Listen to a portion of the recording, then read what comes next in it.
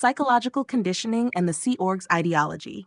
Members of the Sea Org are indoctrinated into an extreme version of Scientology's ideology, which emphasizes total dedication to the cause. The organization demands strict obedience to authority, typically embodied by David Miscavige and other high-level officials. The members are led to believe that their participation is crucial for the survival of humanity and that the fate of the universe depends on their loyalty and performance. Total surveillance and control. Their daily life is governed by rigid schedules and extreme discipline, creating a cycle of mental exhaustion. This perpetual pressure makes it difficult for members to step back and objectively assess their situation. Isolation. Sea Org members are cut off from their families and any outside support that could offer a different perspective on their condition. This enforced isolation further erodes their ability to question their reality and maintain independent thinking. The role of the E-meter and auditing. One of the most crucial tools used for mental enslavement is the E-meter, electrop psychometer, particularly during auditing and security checking. While described as a spiritual device, in reality, the E-meter delivers mild electrical currents, 0.15 to 1.5 milliamps, with voltages under 5 volts at a frequency between 0.071 to 7.1 hertz. This operates at a physiological level that mirrors brainwave frequencies linked to suggestibility, theta waves. Daily auditing in the RPF.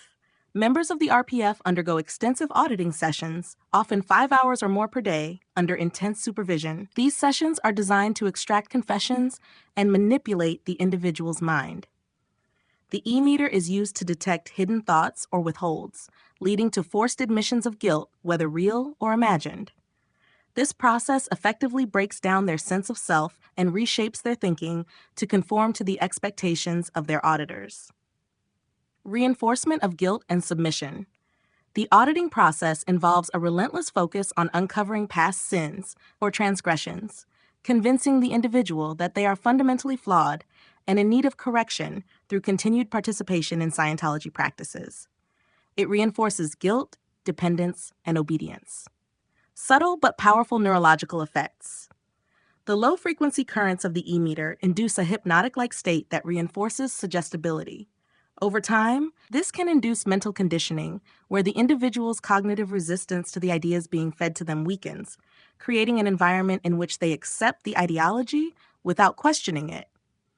This is compounded by the belief that the E-meter is infallible, which further erodes their confidence in their own thoughts. The RPF as a system of entrapment. The RPF is a form of punishment and re-education, subjecting members to physical labor, isolation, and intensive auditing.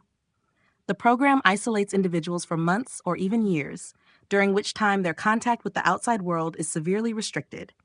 Combined with the psychologically manipulative practices described above, RPF members often experience emotional breakdown.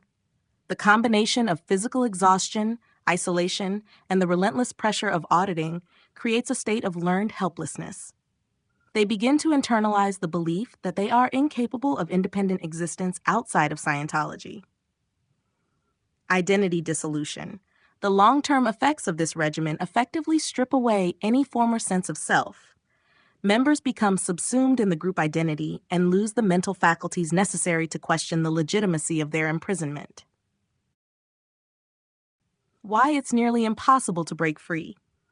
Breaking free from this mental construct is exceedingly difficult because 1. Total dependency. Sea Org members are financially, socially, and mentally dependent on the organization. Many have no external support or connections, having been isolated from family and outside life for years. 2. Fear of repercussions. Leaving the Sea Org is seen as the ultimate betrayal. Those who escape are often labeled as suppressive persons, effectively cutting them off from any remaining relationships within the church. The fear of spiritual damnation is also a powerful tool, as members believe they risk their eternal freedom by leaving. 3. Psychological entrapment. The combination of mental conditioning, daily auditing, and the E-meter's hypnotic effects creates a mental cage. Members are convinced that they are continually at fault and need the church to clear them, making it difficult to even conceive of a life outside Scientology. 4. Incessant surveillance. The pervasive surveillance culture within the Sea Org ensures that any sign of discontent is swiftly dealt with, usually resulting in punishment or more intense indoctrination. In conclusion, the mental construct that ensnares Sea Org members, particularly those on the RPF, is a carefully engineered system of physical, emotional, and mental control.